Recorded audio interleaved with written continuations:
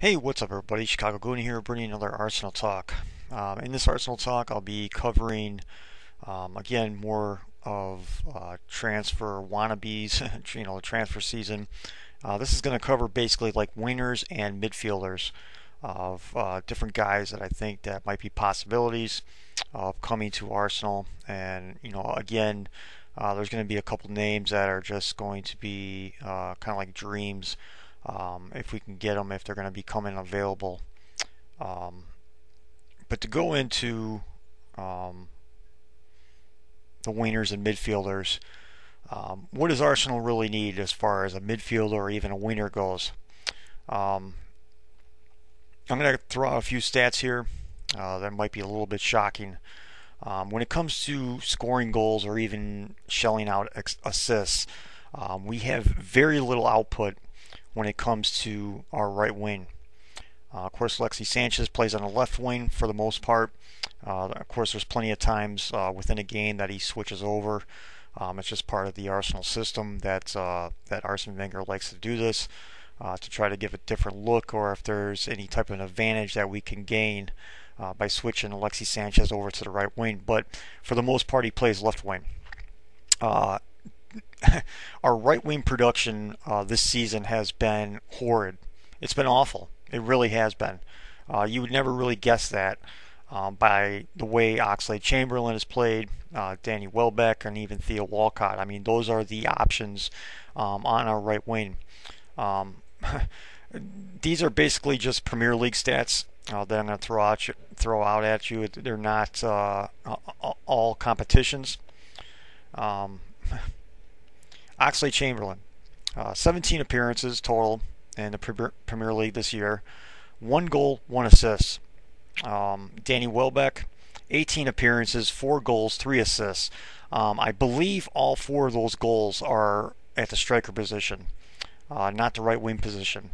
Theo Walcott has a total of I believe it's 3 appearances, and then he has 8 or 3 starts, and then I believe it's 8 subs. He has 2 goals, 0 assists. That's our right wing production at Arsenal currently. Those are our right wingers.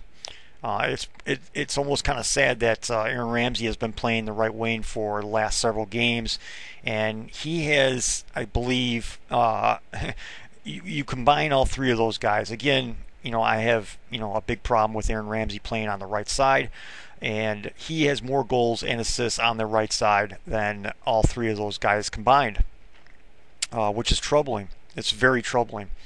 Again, here's like a little bit of a nugget I read on a blog today that Aaron Ramsey talked to Arsene Wenger and said he's not happy with his position of playing on the right wing.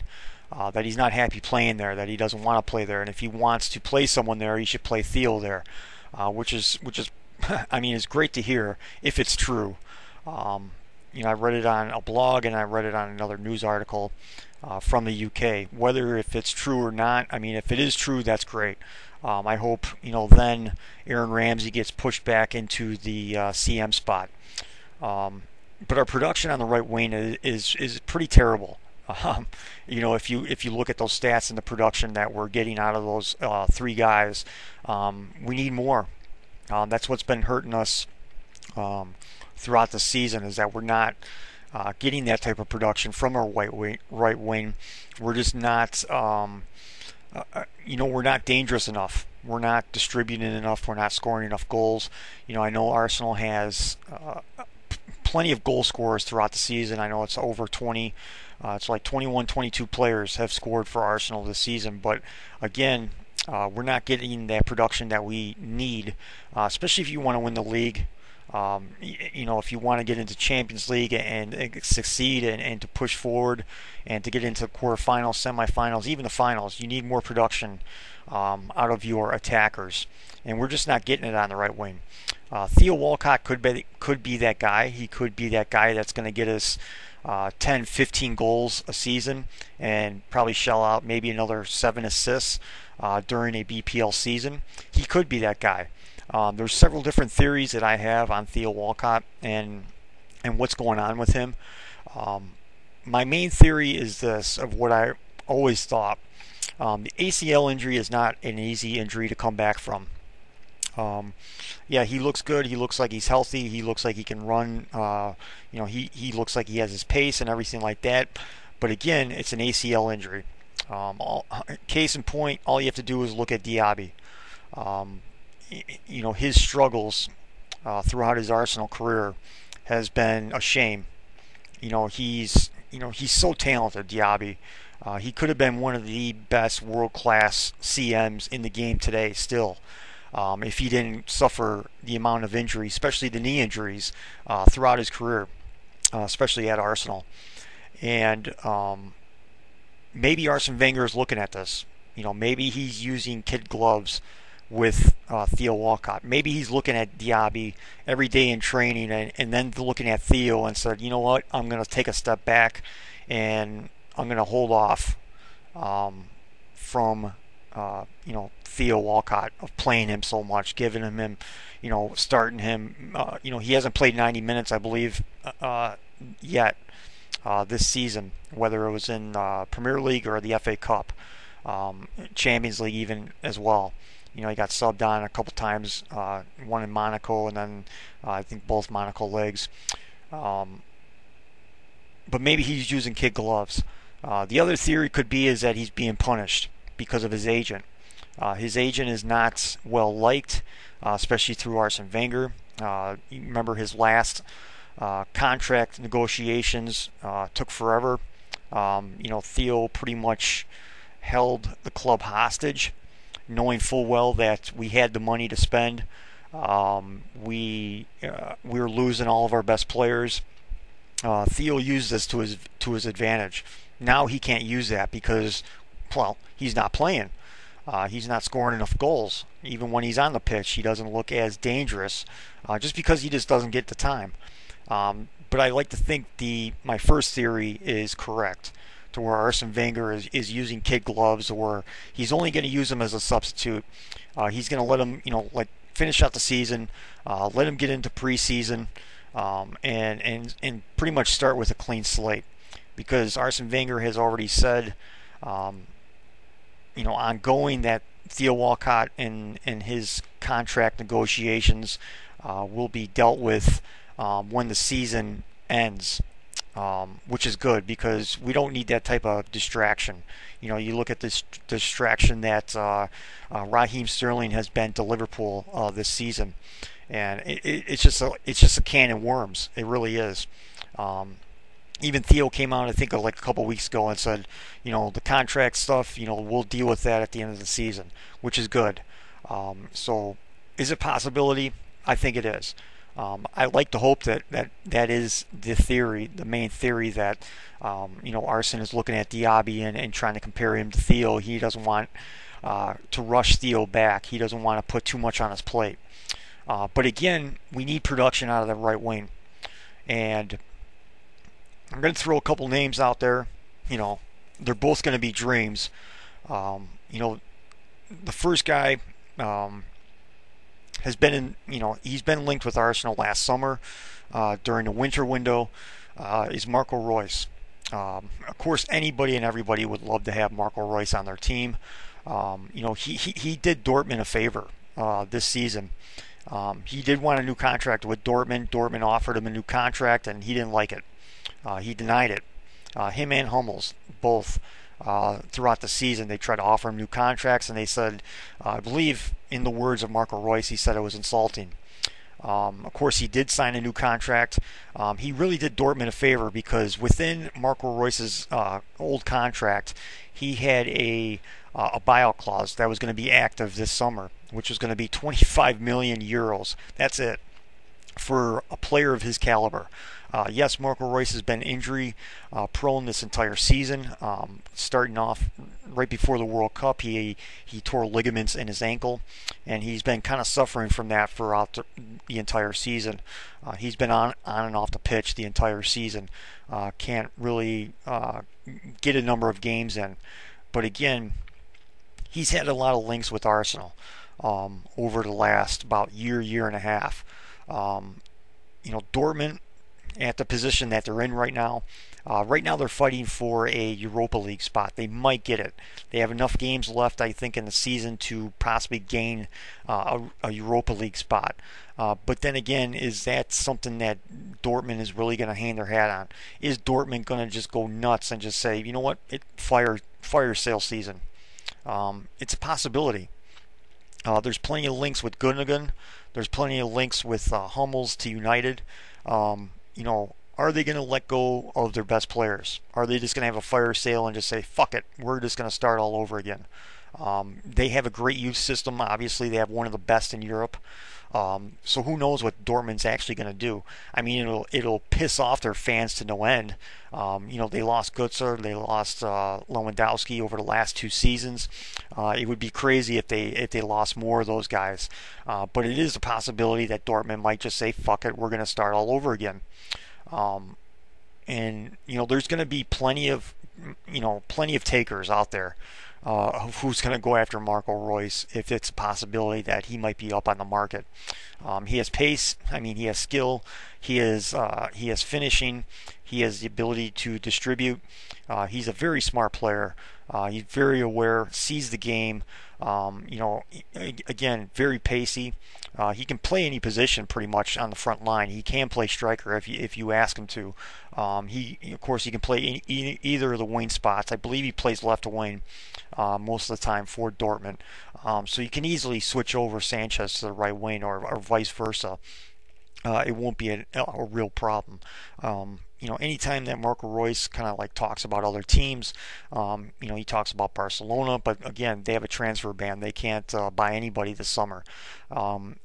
And he talks about Arsenal a lot. He likes to watch them on TV. He likes our style of play. Of course, you know, we have Mertesacker here. We have, you know, Ozil, Gnabry. You know, we have a couple of the, you know, Mertesacker is retired now, but again, you know, we have Ozil, and they always seem like they get along very well. Again, but Marco Reus, you know, you know, he's going to be costing anywhere from 40 to possibly even 50 million pounds in a transfer window if you're going to be trying to nab him up. But again, there's going to be other takers out there, maybe possibly Real Madrid after the season that they had, the lack of output. You know, there's so many rumors about Real Madrid right now that even CR7 might be on his way out. Bale might be on his way out. There's a lot of crap going around already about Real Madrid of who's going to go, who's going to stay. So they would definitely be interested in Marco Reus if he took off. I know Chelsea had some interest in him as well. But again, you know, why would he go there? You know, based on the fact that they have so many winners there. Yeah, Marco Reus would be an instant. You know, starter obviously on any team, maybe other than, you know, a Real Madrid if they kept Bale and they kept CR7. You know, he wouldn't go there then, just based on the fact that he's not going to sit on the bench. There's no way. There's no way he's going to sit on the bench there. You know, maybe Man City would throw out the dough for him, but again, it would be up to the player. You know, you saw it with Alexis Sanchez. He had the opportunity to go to Liverpool or us. He chose us. You know, rightfully so too. But that's a name that, I mean, anybody would be gushing over to get Marco Reus into Arsenal. That would be the number one guy that I would definitely go after. That I would even hope that Arsenal has already tried to, maybe even try to slide in and talk to his agent and see, and, you know, feel him out, see where he's at. Does he want to stay at Dortmund? You know, he loves Dortmund. Dortmund is of course his childhood club. You know, he's been there for years. He's been there since the youth system, I believe, and you know, it's going to be tough to try to get him out of there. And plus, he hates Bayern Munich. He said he'll never go to Bayern Munich ever. So that's a good thing. If he's not going to go to Bayern Munich, then where does that leave him? That leaves him going abroad. That leaves him going to England, Spain. I can't see him in Serie A, to be honest with you. I don't think anybody in Serie A would pay for him other than maybe Juventus to pay that type of money out. You know, maybe AC Milan, but again, they're not in Champions League. He's going to still want Champions League football. And that leaves, you know, France out. France is not going to pay that. Maybe PSG would pay that. But again, you know, does that really make sense for Marco Reus to go to France? It just doesn't make any sense to me for him to do that. But that's one name. That's definitely one name that I would just gush over and say, you know what, 40 million pounds or 45, take it. To have that kind of front line of Giroud, Marco Reus, Alexis Sanchez, Ozil, Aaron Ramsey pulling the strings, it would be just like it would be amazing. It would be another difference maker on the pitch. It would be another guy that can score us goals in big games. Like I said, just a difference maker. Like I was talking on my last episode, we need more difference makers on the pitch for Arsenal. And we're just not getting that from the right wing. Another guy is a long shot, just based on the fact that currently he hates the system that he's in now with Pep Guardiola is Thomas Muller. The guy is just a workhorse. He scores a ton of goals. He's probably one of the most underrated players in the world right now. What he did for Germany in the World Cup, the last two World Cups, and then what he does for Bayern Munich as well. He's underappreciated in my opinion. I think he's world class. I think he's a world class. He's such a versatile player. He can play the striker position. He can play the right wing, and he plays it well. Again, he could rival Alexis Sanchez's work rate. I mean, that's how nonstop he is, and his desire to win, his determination is second to none. His toughness is second to none. He's such a tough player. So that's one guy. That's another guy that I would just love at Arsenal. But I think it's a long shot, a very big long shot, even more of a long shot than Marco Reus, just based on the fact that he's not really loving the system that he's playing in right now under Pep Guardiola. You heard it last season that he wasn't happy there. You kind of saw it in the last leg of the Barcelona Bayern Munich. It was in like the 91st minute, and he was up off the bench screaming at his players. What are you gonna do? Score like 3 goals in 2 minutes? It's not going to happen. But he still was off the bench and screaming at his own players to put in more effort. I mean, that's a guy that you definitely would want on Arsenal. Instant leadership from that guy. But again, I think it would just be a long shot at best to try to get him at Arsenal. Another player that seems like it might be a slam dunk coming to Arsenal. I know Gundogan's name has been thrown around a lot lately. It seems like he's more maybe possibly United bound rather than Arsenal bound. Again, Gundogan would be a great player, but he's been really injury prone ever since basically the final of the Champions League for Dortmund. The last 2 seasons he's been really injury prone. He's had back issues, he's had leg issues, mostly his back too. And that's not something that you really want, especially from a DM. He's more of a box-to-box CM, but he can play that defensive midfielder role, and that's why we would bring him in too, and plus coverage. But this next name, it seems like it's a slam dunk for Arsenal, is Morgan Schneiderlin. Of course, he's BPL proven. He's very versatile. He can play both the DM spot and CM spot. With Jack Wilshere and Aaron Ramsey's injury issues over the last 2 seasons, you definitely need someone who can be versatile and play both positions. You bring him in, he's going to challenge Francis Coquelin for that DM spot. He's great on the ball. He's a great passer of the ball. He has one of the highest passing percentage of any DM, any CM as well in the BPL. That's how good that high pass percentage to me, especially at the DM CM's position. That just means you're smart. You're a smart player. You don't make too many poor decisions. Especially in the Southampton. In their system, it's not about making mistakes. Everything is everything has to be precise because they don't have those world-class talent. They don't have those world-class players on Southampton to match up against, the top four. Even though they did beat us this year, they still don't have that opportunity to where, like us, where we can make a mistake or two and we can come back from it. They just don't have those opportunities there at Southampton. But he just doesn't make any mistakes, and that's something that you really need out of your DM or even your CM. But like I said, he's very versatile. So a lot of the reports are coming out that Arsenal is going to bid £25 million for him. It seems a little high to me. I think around like the 18 to 20 is more is probably more around the right bid for him. Of course, he is in the BPL, and the money to get another BPL player from another team is going to skyrocket. It's going to be an extra 5, maybe even 10 million pounds. But for Morgan Schneiderlin, who doesn't score a whole lot of goals, he's mostly a DM for the most part. 25 million pounds for that, I just can't see Arsenal paying that much money for him. So I think 20 it sounds about right. It seems like they were going to pay like something around 18 last summer, but it seemed like after we bought Callum Chambers, Southampton was done selling.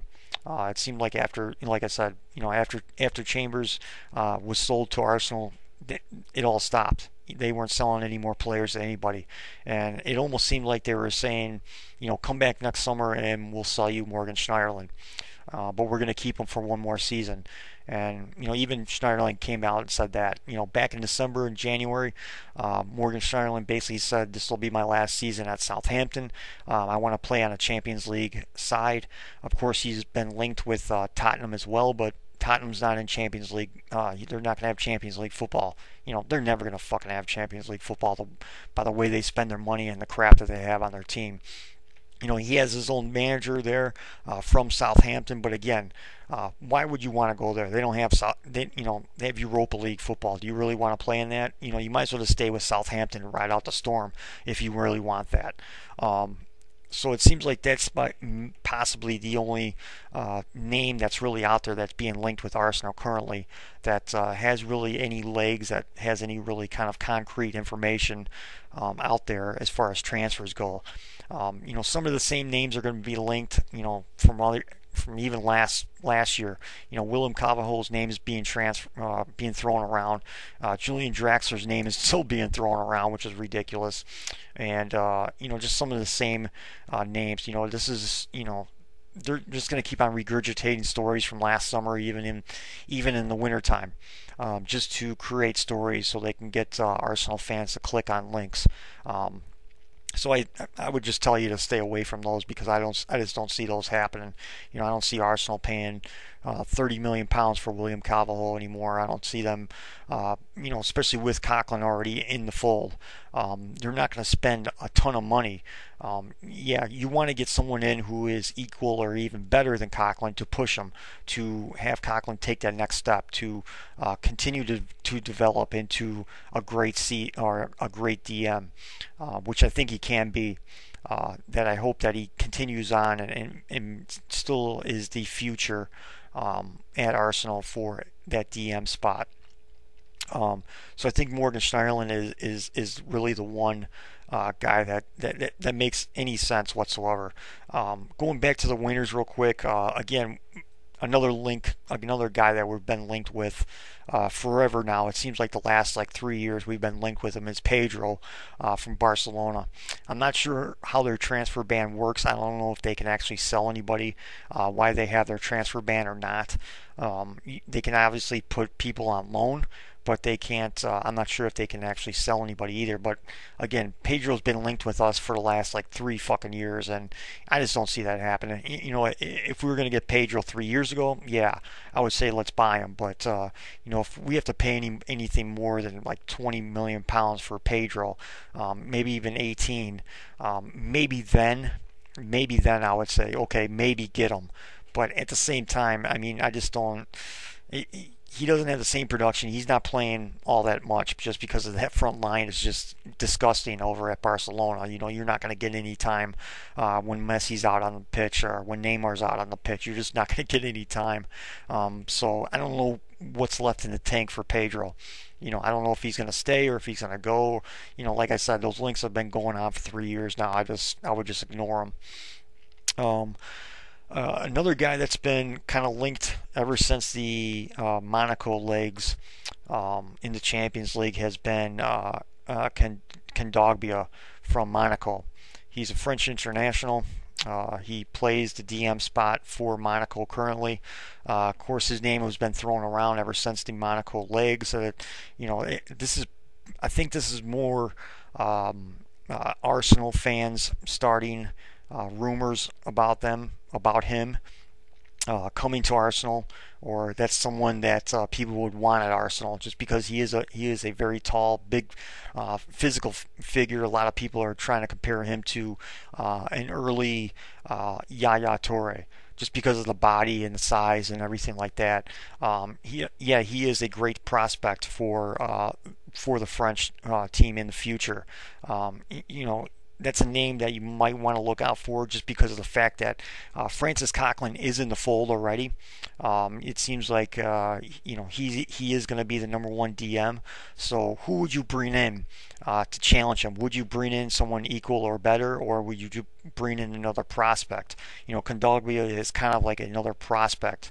So would that kind of like fit into the fold at Arsenal? Would you rather bring in, like I said, someone who has experience like a Morgan Schneiderlin, or a prospect like Kondogbia? You know, again, that's up to Arsene Wenger. You know, he has, you know, probably the first pickings, if he really wanted to, of anybody coming through the French system, just because of the fact that a lot of French players, you know, even some of the star players that you saw at the World Cup, you know, they all think that Arsene Wenger is a legend. They would love to play for him. You know, that's a lot of the French players' dream, is to play for Arsene Wenger.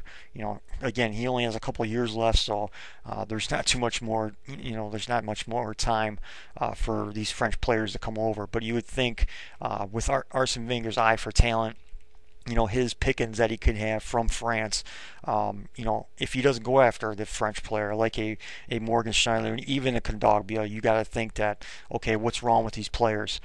Just because you can't criticize Arsene Wenger's eye for talent. Yeah, he's had some stinkers over the years, but again, you know, his eye for talent, for young talent, is there. It's right at the top. You know, he's one of the best in the business.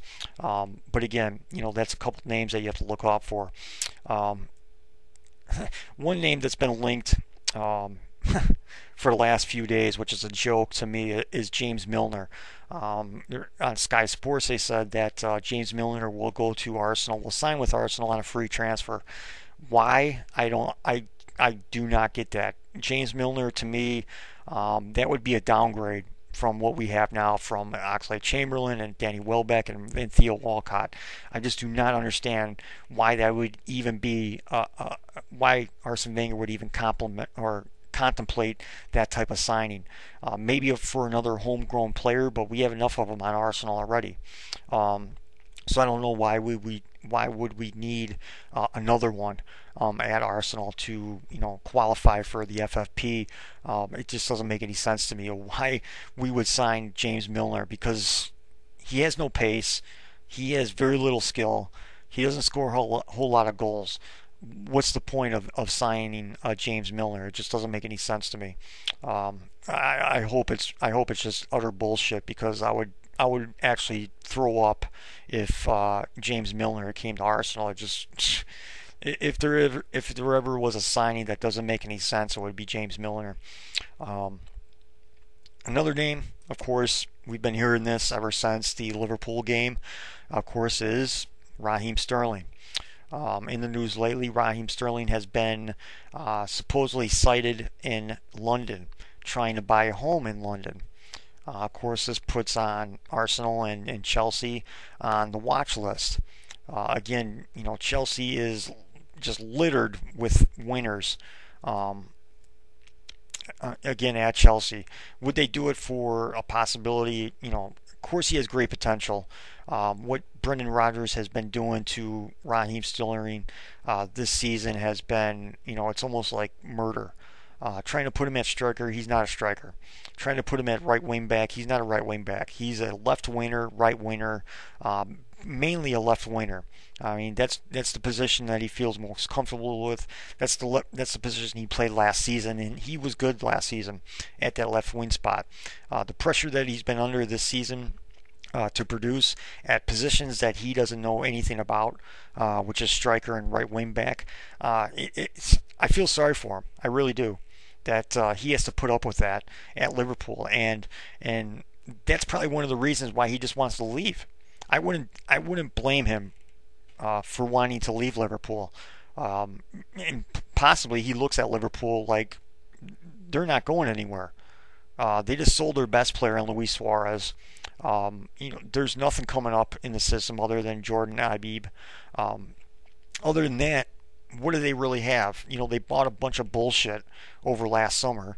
Brendan Rodgers and his, if you spend £100 million, you better be winning the league. Well, that little quote is, of what he said about Tottenham is coming back to bite him. And it's kind of a joke. It's kind of like a shit show up at Liverpool of what their transfer system is, because it seems like only Brendan Rodgers has 50% say. They have their own committee up there at Liverpool of who they bring in and who they do not bring in, who they sell and who they buy and for how much. It's kind of a joke, to be honest with you, when you think about a big club to where the manager has little to no power whatsoever of who comes in and who goes out. But for as Raheem Sterling, we've heard all these kind of rumors before. We've heard players, selling their house in XYZ and they're going to move to XYZ, or this player has been sighted in London, or this player has been sighted, name any major city in the world, and all of a sudden this player is going to be coming to this club. It's still a possibility. It's still a possibility that there's the rumor that there's going to be a straight swap between Theo Walcott and Raheem Sterling, between Liverpool and Arsenal.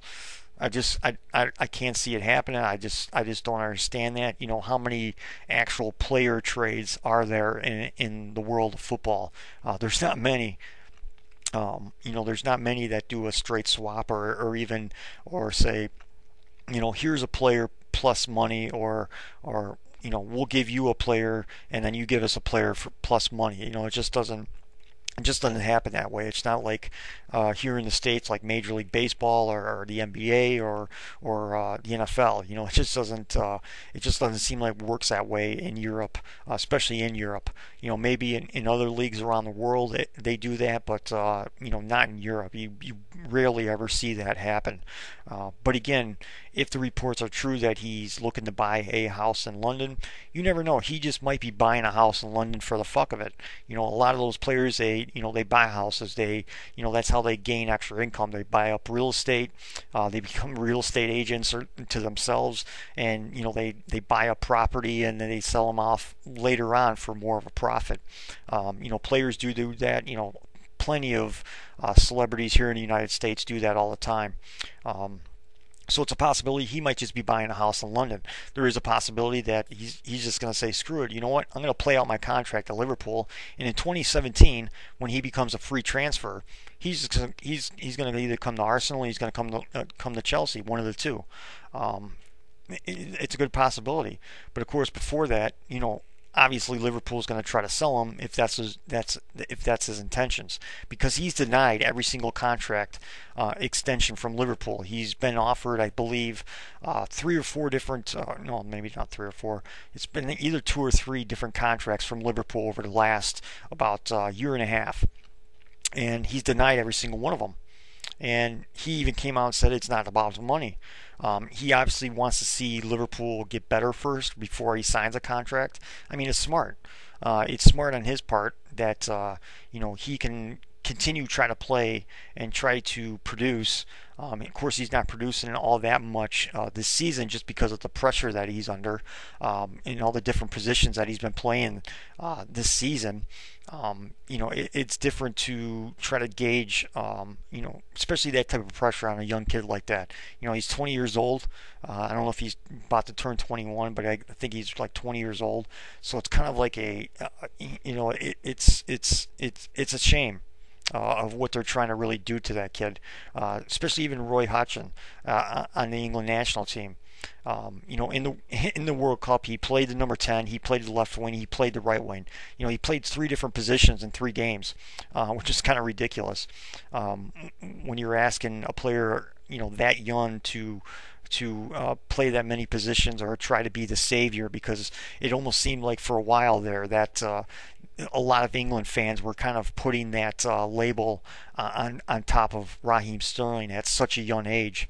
It's kind of ridiculous, but yeah, this one's been going on a little bit, long enough. Obviously, maybe there's a few more names, going into summer. Obviously, when the links start happening, when some solid links start happening, we can see where Arsenal is really at, and you're going to really see, especially what happens with Theo Walcott in the summertime.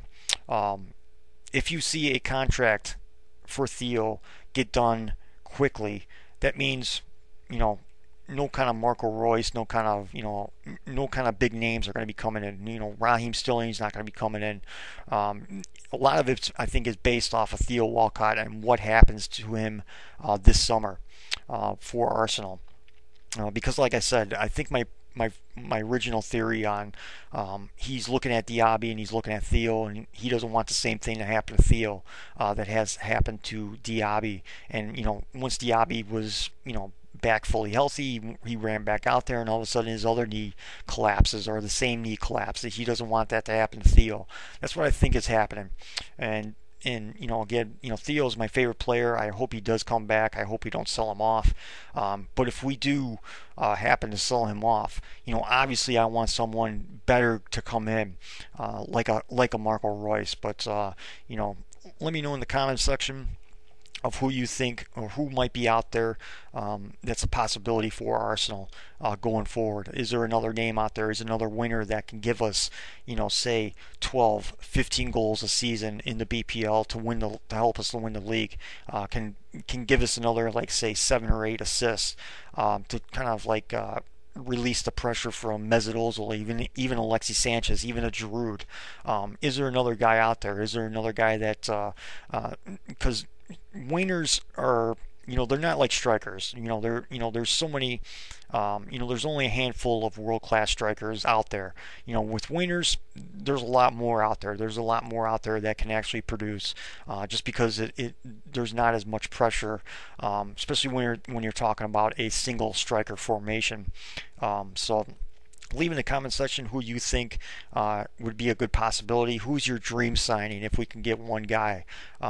Who's a realistic signing? Because sometimes, we kind of talk about transfers like it's the latest version of FIFA. It's Football Manager, but try to be realistic. Is there another guy out there that we can nab up that can get us that 12 or 15 goals a season?